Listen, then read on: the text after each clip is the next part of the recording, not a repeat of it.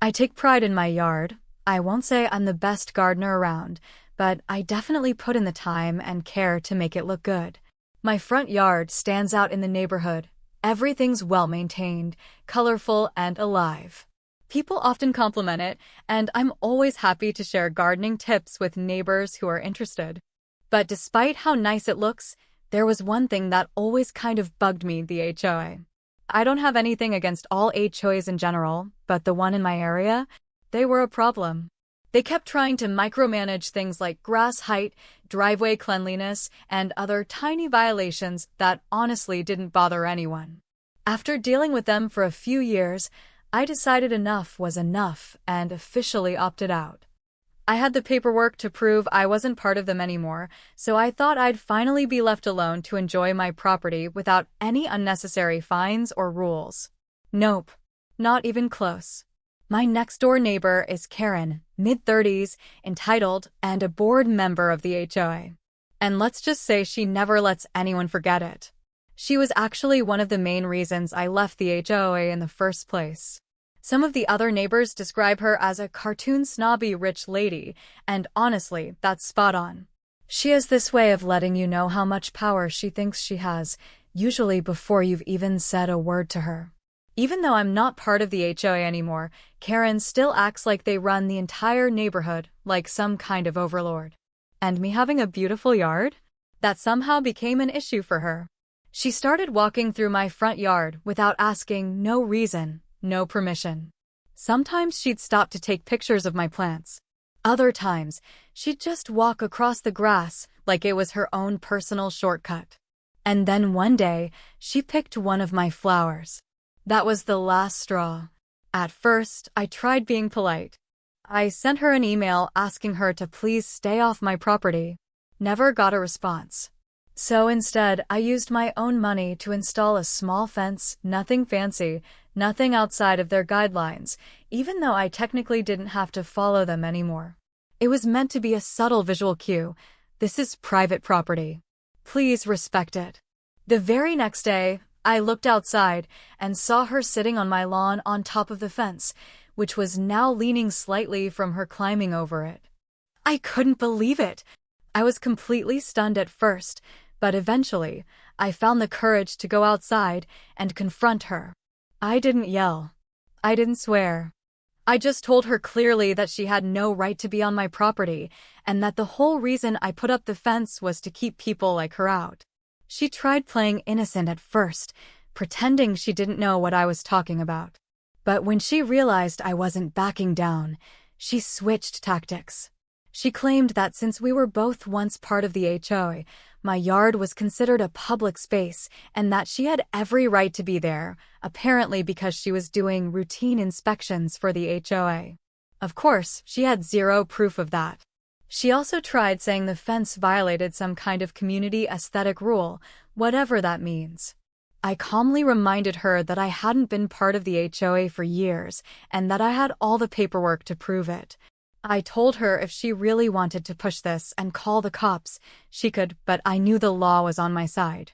Still, she threw a little tantrum, insisting I was harassing her and denying her access to a public space. She even threatened to call the police and have me removed. Eventually, I just told her flat out, "You need to get off my property now."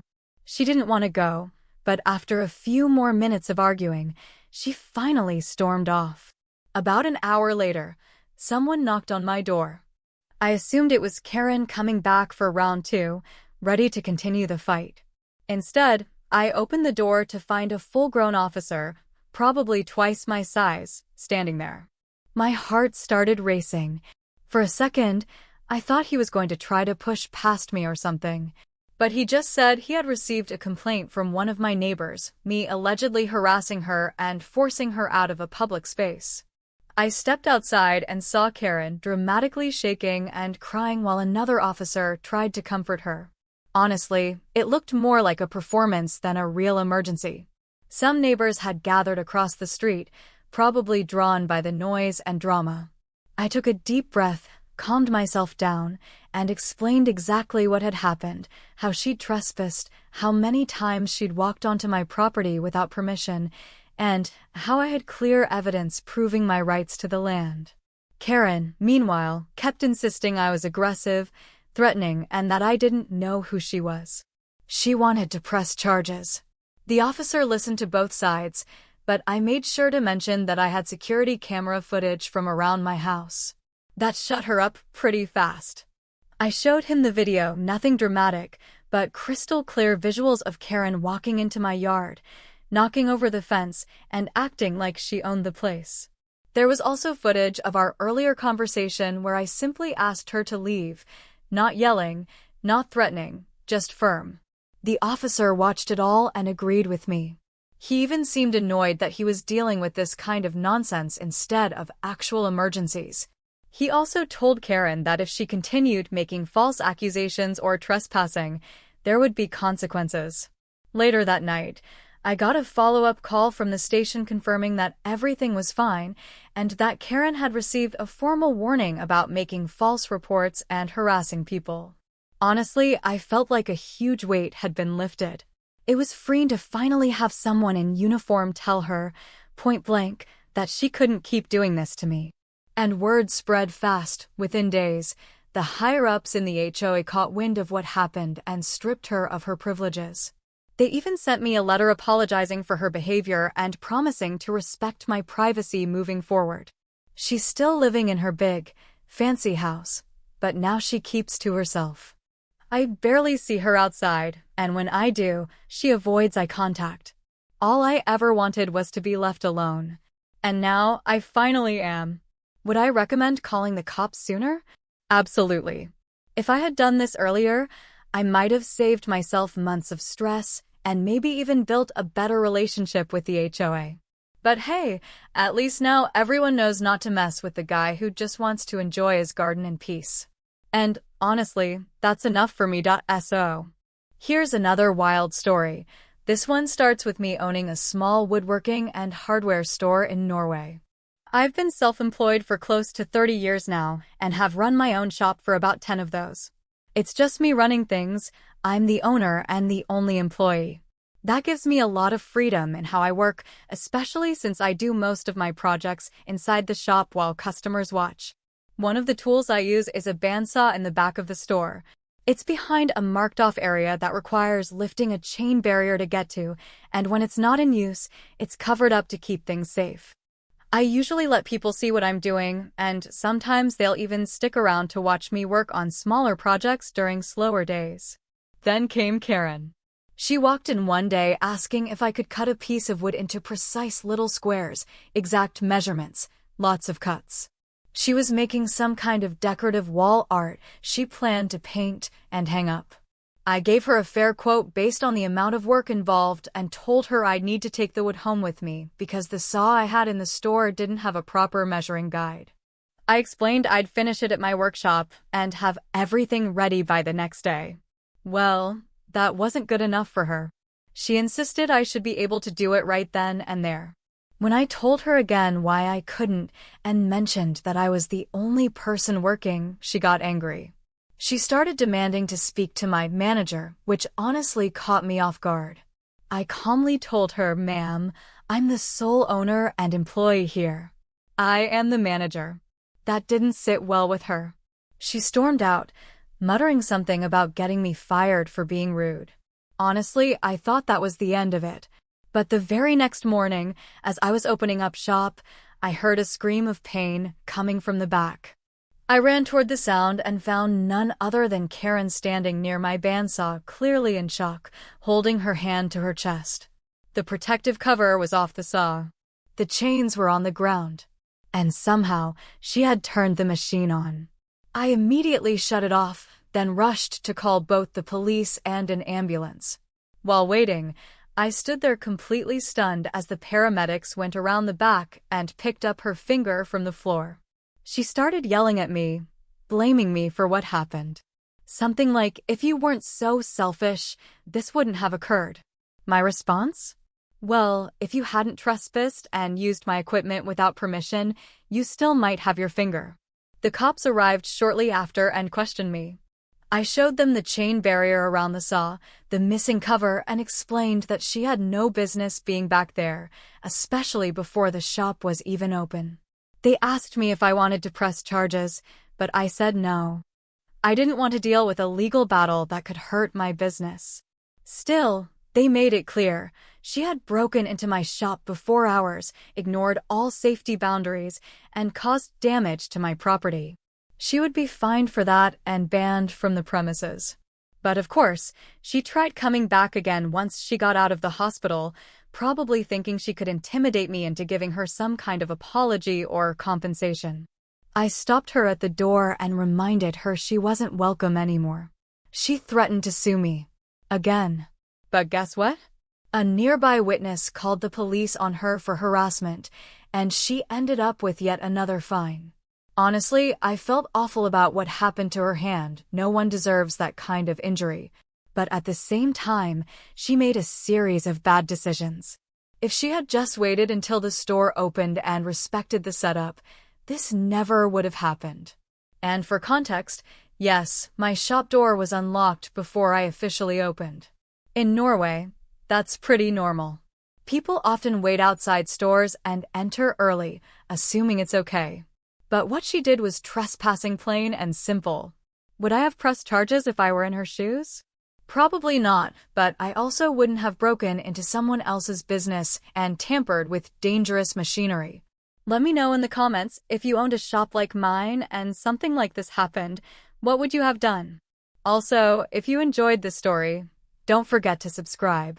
These kinds of encounters are part of why I love sharing these experiences, whether they're petty revenge, malicious compliance, or just everyday life battles. So here's another story about how one bad decision by someone else can come back to bite them, and how doing things just because you're told to doesn't always work out in your favor. This one starts at my job. I work for a small company with less than 200 employees. We mostly do government contracts, which means things move slowly. Everything has to be reviewed carefully, and mistakes can have big consequences down the line. Our clients love us because we treat them well and actually care, something bigger companies often don't bother with. But last year, our company went through what they called a reorganization. In real terms, that meant layoffs. 30 people from my team of 50 were let go, so now the remaining 20 had to handle all the work that used to be split between 50 of us. And of course, our pay didn't change. We're paid monthly, not hourly, and there are no bonuses tied to sales or workload, just more pressure with the same paycheck. I've always been a detail-oriented person. I spend hours on each contract, making sure everything is perfect before moving forward. It's part of why the government clients trust me. They know I'll give them honest advice and make sure nothing goes wrong later on. But after the layoffs, the workload became overwhelming. Contracts started piling up, and the sales director started getting annoyed because I was taking too long. He didn't like me anyway. From his point of view, I was slowing things down and catching the tricks his team tried to pull, like over-promising customers or hiding potential issues. Meanwhile, the clients loved working with me because I was upfront about what we could and couldn't do. One example that really set things off was this. The sales team wanted to sell an outdated Dell Windows laptop setup to a school district, even though the whole state was shifting toward Chromebooks. The reason? They wanted to get rid of old inventory and boost their own bonuses.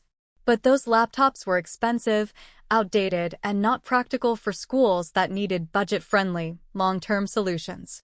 During my conversation with the client, I shared examples of other states successfully switching to Chromebooks, showing how they saved money and got better equipment that would last longer. I explained that going with the Chromebooks would be a smarter move for them. In the end, the school district went with Chromebooks, a much better fit for their needs. They got a cheaper, more future-proof solution, and the support costs dropped significantly. But guess who wasn't happy? The sales director. We lost a few $1,000s in bonus money for him and his team, but we gained a 5-year contract with that client. He saw it as me costing them money. I saw it as doing the right thing and setting us up for long-term success. A little while later, he called me into a meeting with our manager and basically yelled at me for being too slow and focused on small contracts. He said I should stop fussing over the tiny details and just follow what his team tells me to do. Our manager didn't back me up either. Instead, he asked, "Why don't you just listen to the sales director and stop worrying about the small stuff?" I tried to explain that small contracts can turn into massive ones, and if you mess up early on, it can cost everyone later. Mistakes in small deals can become disasters when they scale. Well, he wasn't having it. He kept yelling, saying I didn't understand contracts like he did. He even threw in a jab about how he makes more money in a month than I do in a year, which, yeah, stung a bit. I live in a shared apartment and struggle to make ends meet. Meanwhile, he drives a luxury car and regularly takes government clients out for fancy lunches. Still, I didn't back down. I asked him to send over suggestions on how I could improve my work, thinking maybe some written guidance would help clear things up. His response? A rude message asking if I couldn't remember what he'd already said during the meeting. Then he sent an email with one sentence. "Can you not review contracts under $100,000 and just trust the sales team to do due diligence?" I replied and copied my manager, saying that I wanted confirmation that the sales team would take full responsibility for legal and financial compliance on these smaller contracts. I also made sure to clarify that I was only following his orders to stop reviewing small contracts unless otherwise instructed. And that's when I decided to play along, just like he asked. Instead of spending 2 hours per small contract, I spent 10 minutes. No deep dives, no careful checks. Just a quick skim and move on. My inbox cleared out fast, and I was heading home by 6:30 every night, instead of staying late like before. Then came the moment everything changed. A $10,000 contract came across my desk. At first glance, it looked normal, except for one detail. It mentioned offering software providers a 30% rebate. That was a problem. We hadn't offered that kind of rebate in years. Now we only gave between 5% and 10%. And I knew this client had recently gotten a huge budget increase and was planning to spend big. There was a very real chance this $10,000 deal would grow into something massive, maybe even $100 million, which meant that 30% rebate, that could end up costing us $30 million in the long run. But I remembered what the sales director said, stop fussing over small contracts, so I followed his instructions to the letter. I signed off on the contract with no issues detected, based on the sales team's compliance check. At the time, no one raised any concerns. Government contracts move slowly, and nobody cared about a $10,000 deal. Fast forward 10 months. The state government came back, this time wanting to sign a $50 million contract with us. This was the biggest deal in company history. The sales director was thrilled. He promised them the same or better terms without even checking with anyone else. Suddenly, everyone was involved. Legal, IT, finance, all hands on deck for this one deal. Everyone was excited about the massive bonuses the sales team stood to earn. Except then, the finance team finished their review, and the news wasn't good. They calculated that we were going to lose around $8 million on this deal. Not make money. Lose it. All because of that 30% rebate, which we were legally bound to honor thanks to the previous agreement. Everyone was stunned, especially the sales director. Turns out, once he gave that handshake deal, we couldn't change the terms. The government doesn't look kindly on renegotiating once a deal is promised, and we were locked into offering the same terms for the next 3 years. The legal team said we had to take the hit and absorb the losses. No way out. The CEO called an emergency meeting in the fancy conference room with the big TV screens. Everyone was looking for someone to blame. And wouldn't you know it, they started pointing fingers at me. The guy who simply followed the sales director's orders and stopped reviewing small contracts the way I used to. But the sales director had a problem. I had copies of all the emails, including the one where he told me to stop reviewing small contracts and trust the sales team. So when they tried pinning this on me, I calmly handed over the proof. It turned out the sales director had ignored protocol, skipped internal reviews, and promised a deal worth millions without ever double-checking the numbers or talking to legal. All because he thought he could push me aside and speed things up. He ended up taking the fall and left the company shortly after. As for me, I kept my job, kept my process, and honestly felt vindicated. Sometimes, the best revenge isn't loud or aggressive, it's just letting people trip over the rope they handed you. Let me know in the comments, if you were in my shoes, would you have done the same thing? And if you enjoyed this story, don't forget to like and subscribe. These kinds of workplace showdowns are exactly why I keep coming back to share these stories. So, the story continues with everything blowing up in a meeting room full of people, and honestly, it was something I'll never forget. All the key players involved in that massive government contract were called into a big conference room.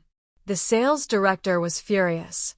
He had promised his team a huge bonus from this deal, and now, after months of work, they found out we were going to lose $8 million because of that 30% rebate clause he pushed through without checking anything. Legal, finance, IT, everyone was there. And when the finance team finally explained the numbers, you could feel the energy in the room shift. Everyone realized what had happened. The sales director had rushed into a deal without doing due diligence, assuming that no one would catch it until it was too late. But someone did catch it, me. And even though I tried to warn him, he ignored every red flag. In front of 30 people, he turned on me. Full meltdown. He started yelling, calling me terrible at my job, and told me to pack my things and leave. Just like that, done. No discussion, no investigation, just immediate blame shifting. Well, I wasn't about to let that slide. I calmly opened my laptop, connected it to the 3 big TV screens in the room, and pulled up Outlook. Then I displayed the email thread between me and the sales director for everyone to see. There it was. The exact moment I warned him that skipping reviews on small contracts could lead to massive liability if those deals scaled, and how I made it clear that the sales team needed to take legal and financial responsibility for those decisions. Everyone read the emails. Some looked stunned. Others couldn't hide their smirks. A few were clearly trying to process why anyone would ignore such a direct warning. I waited patiently as the sales director's face went pale. It was obvious he'd messed up. Bad. He tried to recover, of course. Claimed I misunderstood the message. Said I was terrible at my job again. But then I scrolled down further in the email chain, where he explicitly wrote, "Just trust the sales team.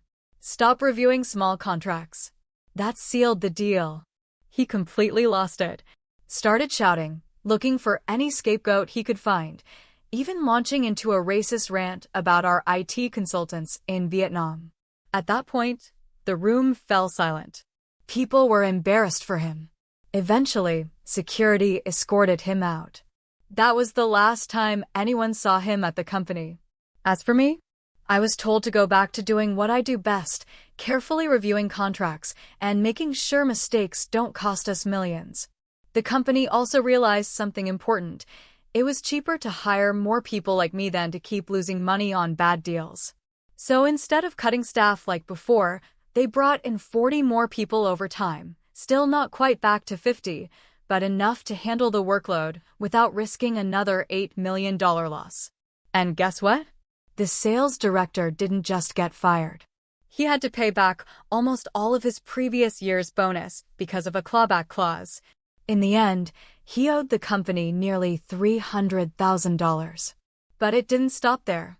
He actually sued the company for wrongful termination. Thought he could argue that I somehow set him up or sabotaged him. Well, today, I got word. He lost. Bad. Now he owes the company another $200,000 in legal fees, bringing his total debt to over $500,000. Honestly, poetic justice doesn't even cover it. Update 1. A lot of people asked me why I'm still in this job. After everything, wouldn't I be better off moving on? Truth is, yes, I probably could make more elsewhere. But I stay because I believe in what I do. I help government agencies buy the right tech from honest vendors. I feel proud knowing I've saved tax dollars and helped customers avoid being taken advantage of by bigger companies. During the pandemic, when so many local governments went remote, there was a budget freeze across many states. Everything slowed down, except the sales team's urge to hike prices. They tried to jack up a customer's telecom bill from $60,000 a month to $300,000 just because the customer was desperate for remote tools. I saw it as pure extortion. Even though I'm an introvert and not someone who usually pushes for promotions, I went straight to the CEO. I convinced him to offer free 60-day trials for expensive hardware, charging only setup and shipping costs. It was risky, but I knew it was the right thing to do, and we had an insurance policy to cover damages. It worked, because once people used our products, they stayed with us. Even when bigger companies lured them with lobbying, fancy lunches, or Super Bowl tickets. Some state governments in New York and Florida ended up using our trial program during the first wave of the pandemic and kept coming back for paid contracts. I might consider changing jobs soon. We got a 3% raise last year while the company nearly doubled its revenue, but honestly, I'm still here because I care about the work. Update 2. Oh, and remember when I mentioned the sales team really started hating me? Here's another example, and it's a good one. Back during the height of the pandemic, we had a telecom contract review over Zoom. The sales team wanted to increase the monthly bill from $60,000 to $300,000, all because call usage went up slightly during lockdowns. I spoke up and said that kind of increase wasn't justified. I suggested raising it to around $100,000, enough to cover extra costs and maybe even improve our profit margin. Of course, the sales team laughed at me. They said, "If the customer can pay more, why are you arguing?" Leadership backed them up. The $300,000 deal went through. After the meeting, I minimized the Zoom app, thinking the call had ended, and muttered under my breath, "These salespeople are like wolves when the country's going through tough times." Turns out, someone forgot to hang up. My comment played through speakers for everyone to hear. A coworker sent me a chat message minutes later. "You might want to know that everyone heard what you just said." I panicked, but no one ever confronted me. Some even thanked me later for standing up for the customer. And honestly, not all sales reps are like that. Most of the new ones are great, eager to learn, focused on building real relationships with clients. But yeah, the big contracts still go to the same old-school leadership types. Still, I do what I can, and sometimes that makes all the difference.